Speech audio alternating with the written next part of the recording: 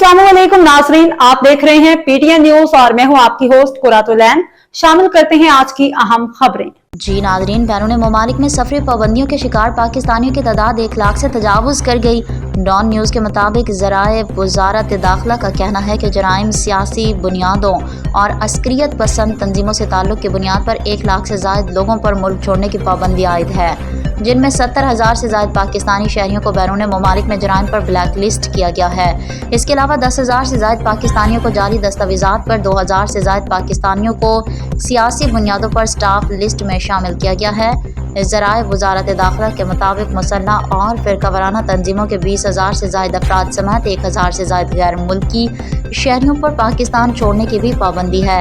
ज़राए के मुताबिक 10,000 अफराद को कत्ल, फ्रॉड और दीगर FIR के जुर्म में ब्लैक लिस्ट किया गया है, जबकि 100 से ज़ायद सहाफ़ियों, यूट्यूबर्स और सोशल मीडिया एक्टिविस्ट पर मुल्क छोड़ने की पाबंदी आयद है। न्यूज स्टूडियो से फिलवक्त के लिए इतना ही। मज़ीद खबरों और अपडेट से बाखबर रहने के लिए देखते रहें PTN न्यूज।